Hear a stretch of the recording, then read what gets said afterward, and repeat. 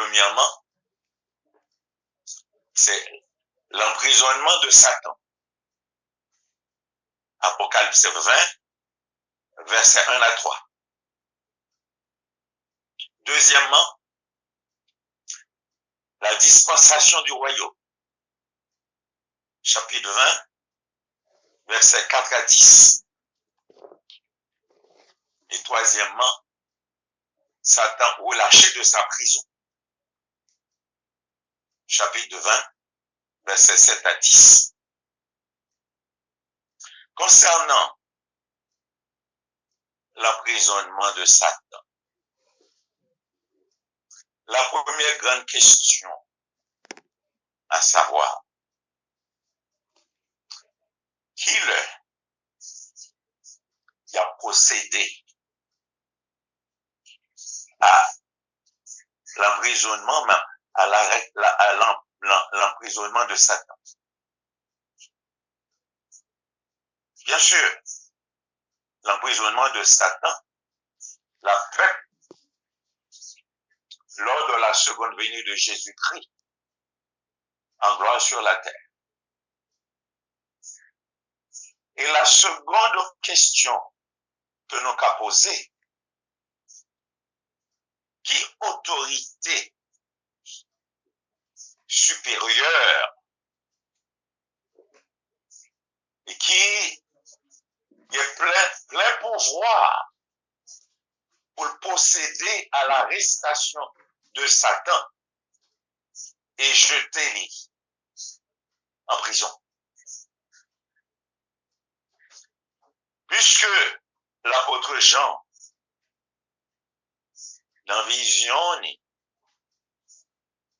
il est déclaré même précisé dans versets 1 et 2, il voit un ange descendre du ciel qui vient emmener les clés de la Bible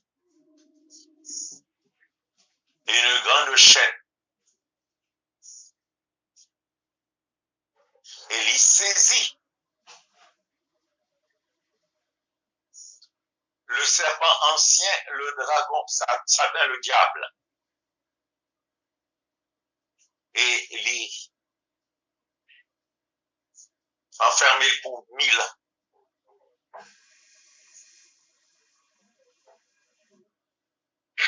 Donc, nous avons que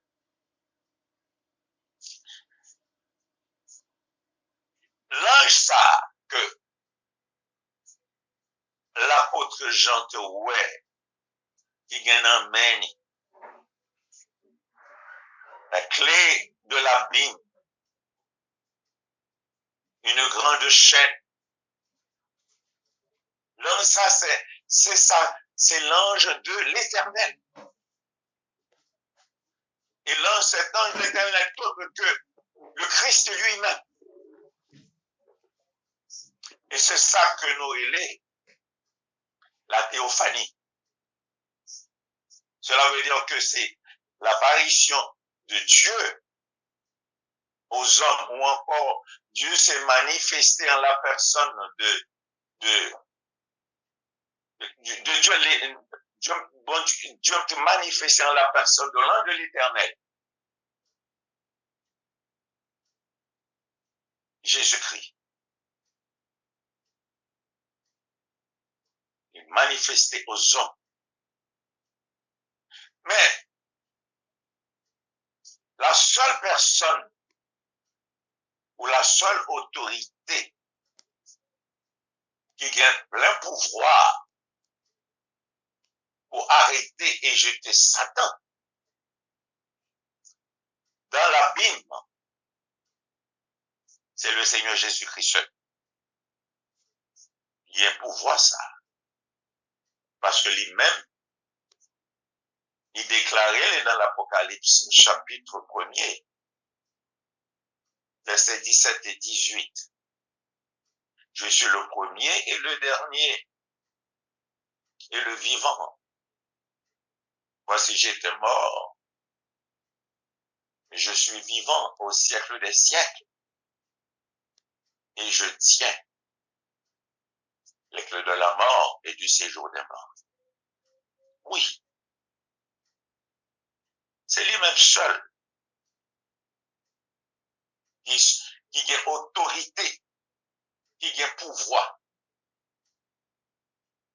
pour arrêter Satan et jeter en prison pour 1000 ans.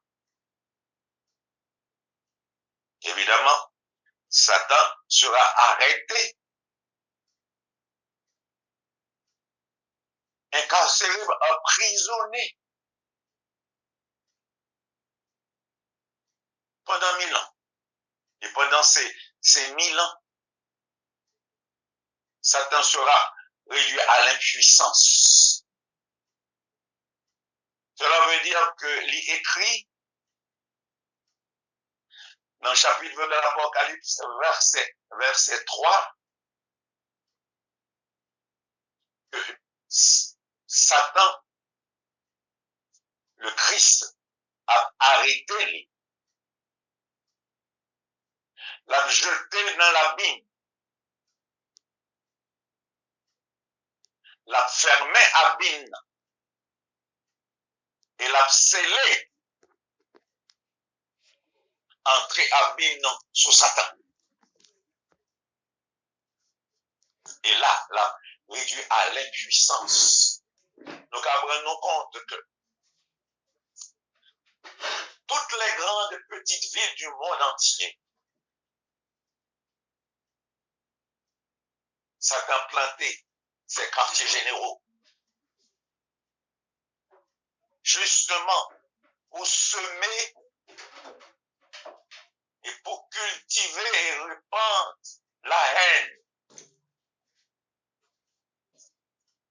pour répandre la violence, l'injustice, les fraudes, pour répondre les convoitises, la confusion, la division, et même encore pour ça que nous sommes capables, les ambitions politiques pour porter les dirigeants de ce monde. Indigne, injuste, malhonnête, voleur, assassin, et même cupide. La réalité, bien-aimés frères et sœurs, toutes ces mauvaises actions, ces actions abominables, tout a réduit à l'impuissance. Même Jean, puisque c'est lui qui était toujours séduit nation, puisqu'il est en prison, toutes ces choses abominables, toutes ces actions abominables ont réduit à l'impuissance. Et si tu as un individu qui t'a pensé ou essayé pour que une action ça la mourir. Parce que le texte là précisait clairement, Satan qui a poussé, qui a toujours poussé les nations, les gens du monde à ça qui mourrait, puisque les dans la prison là, donc on le réduit à l'impuissance, quel que soit le monde. Sur la face de la terre, dans le moment et par ça, il a essayé pour prendre une mauvaise action ça, la mort. Et ce verset 3 précisé bien, il dit, après ces 1000 ans,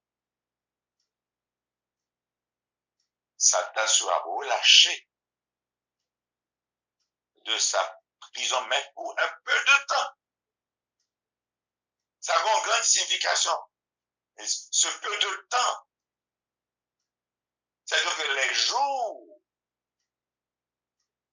qui marquent la défaite de Satan sont comptés. Oui. Les jours qui marquent la défaite totale de Satan, ces jours-là sont comptés. Donc maintenant, on a commencé a parlé de la dispensation du royaume. Dans la Bible, il comptait 7 dispensations.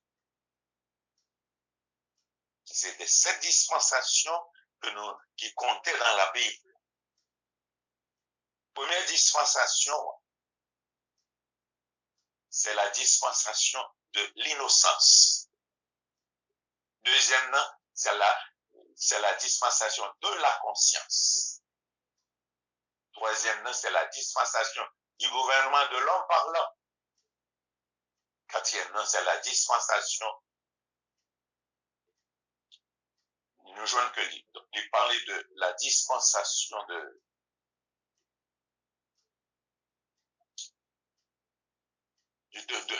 la dispensation de la loi,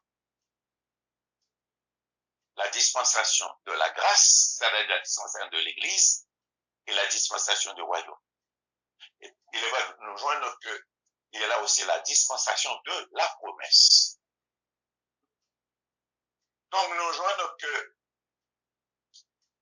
il est nécessaire pour que nous soyons capables d'attirer l'attention sur les évidences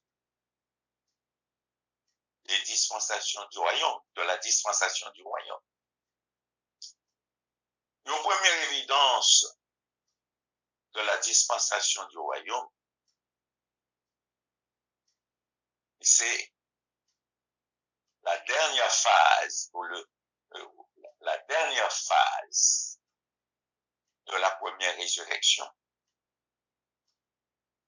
qui révélait comme incomplet, selon même ça que nous lire dans la première épître de Paul aux Corinthiens, du chapitre 15, versets 51-52, Paul dit que je vous dis un mystère, nous ne mourrons pas tous, mais tous nous serons changés en un instant, en un clin d'œil. À la dernière trompette, la trompette sonnera, et les morts en Christ, plutôt bien sûr les morts, ressusciteront incorruptibles, et nous serons changés. Ce verset 52 de la première épître de Paul aux Corinthiens, référez-nous, bien sûr, à l'Apocalypse chapitre 20, verset 4. Là, il est question de la dernière phase de la première résurrection. L'apôtre Jean, dans sa vision, selon le verset 4, il parlait nous de deux événements qui étaient dans des circonstances et différentes. Et ces deux événements, il parlait exactement des martyrs, deux groupes de martyrs. Et nous voyons que le premier groupe de martyrs,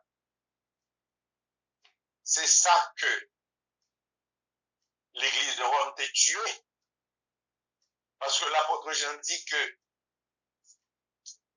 je vis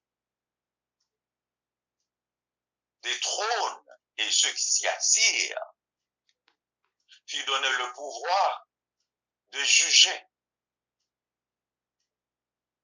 Et j'ai vu les âmes de ceux qui avaient été décapités à cause de Jésus-Christ, de témoignage de Jésus, à cause de la parole de Dieu. Là, nous référons à l'Apocalypse chapitre 17, verset 6. Nous voyons que l'apôtre Jean parlait nous de cette femme ivre du sang des saints, ivre du sang des témoins de Jésus. Évidemment, puisque c'était des gens qui ont été tués, l'Église de Rome était tuée. Et lorsque nous référons à l'Apocalypse chapitre 6, verset 10, et nous joignons que ces martyrs t'ont crié justice, t'ont crié vengeance. jusqu'à se dire d'une voix, d'une voix. Ils ont tout commencé à crier et dit, il n'y a pas évidemment à Jésus-Christ, l'agneau qui a été immolé. Il dit, Maître véritable, jusqu'à quand tardes-tu pour venger sans nous sur les habitants de la terre? Eh bien, c'est ces martyrs-là que l'apôtre Jean dit que de te décapiter, c'était crime de sang que Rome te commette. Alors là, nous voyons que il y a pour y ressusciter. Il y a part à la première résurrection, que ce texte a bien dit. Il revient à la vie. Il a régné avec Christ pendant 1000 ans. Le deuxième groupe martyr là, c'est ça que l'Antéchrist est tué lors de la grande tribulation. Du fait que il ne pas recevoir la marque de l'Antéchrist. Il n'a pas encore obéi à l'Antéchrist. Et c'était là nous référer, nous. Là, bien sûr, l'Apocalypse, chapitre 13, le verset 15. Le faux prophète, qui c'est complice, serviteur de l'Antéchrist, qui dégaine plein pouvoir, il peut aller encore animer l'image de l'Antéchrist, jusqu'à faire l'image à parler aux habitants de la terre. Et n'importe qui sur la terre qui va adorer l'image de l'Antéchrist. Le texte l'a précisé, il y a pour et c'est martyr ça. Lorsque l'apôtre Jean, dans verset 4, l'a dit, j'ai vu ceux qui n'avaient pas reçu la marque de la bête, ni adoré son image. C'est eux-mêmes. Il y a bien part à cette première résurrection. Il y a après ceci. Il y a régné avec Christ pendant 1000 ans.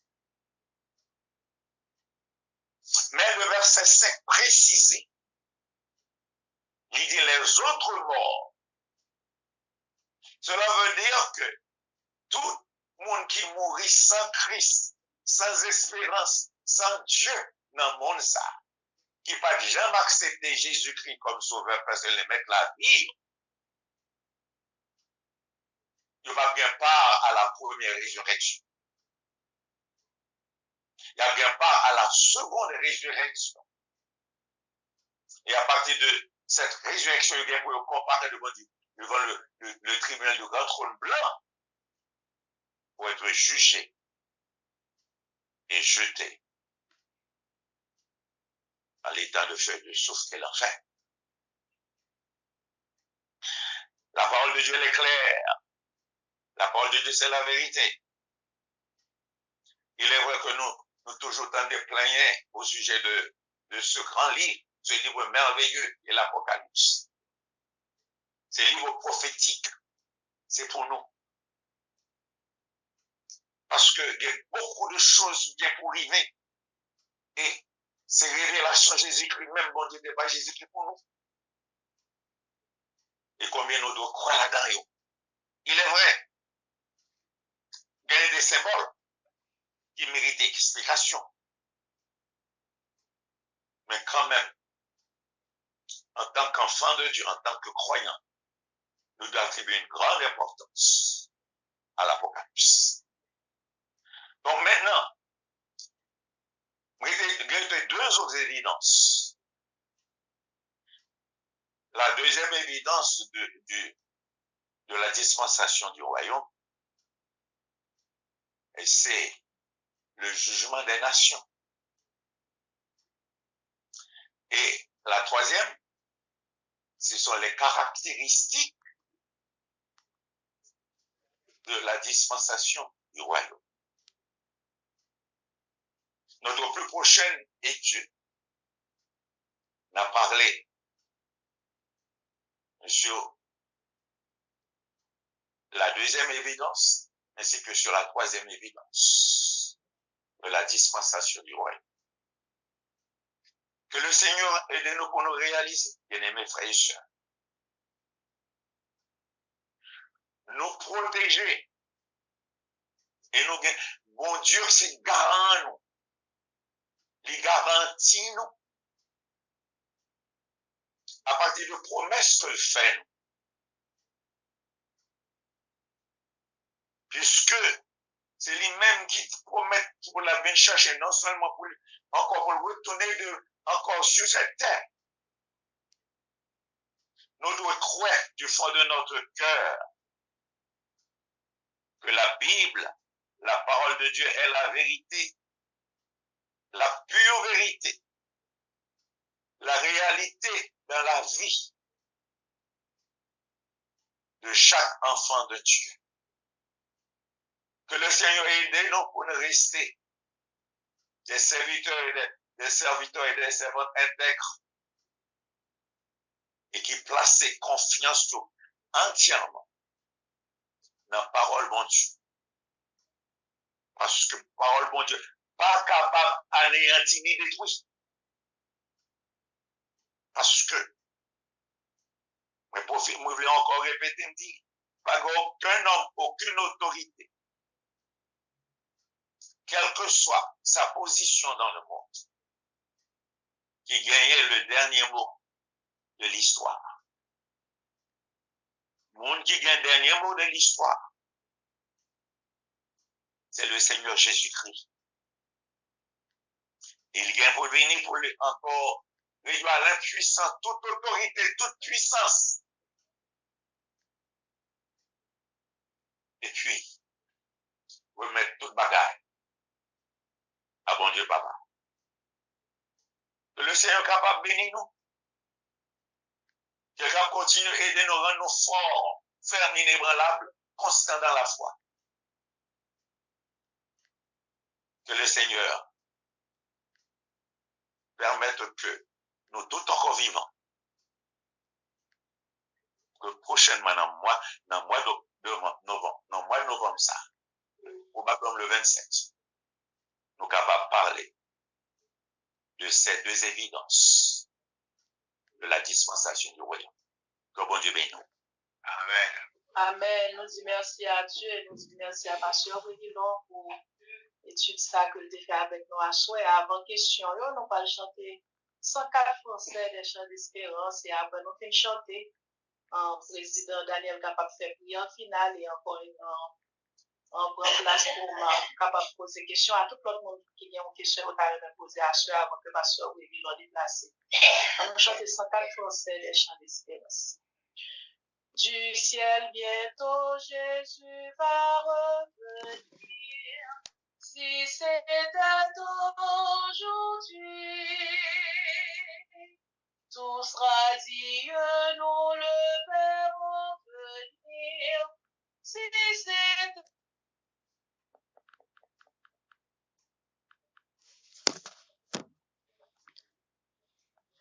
I hate a liar more than I hate a thief. Nous avons l'occasion de partager avec vous à la lumière de l'Apocalypse chapitre 19, verset 11 à 21. La bataille d'Armageddon. Et ce même coup, nous avons dirigé attention sur le point suivant et qui était fait objet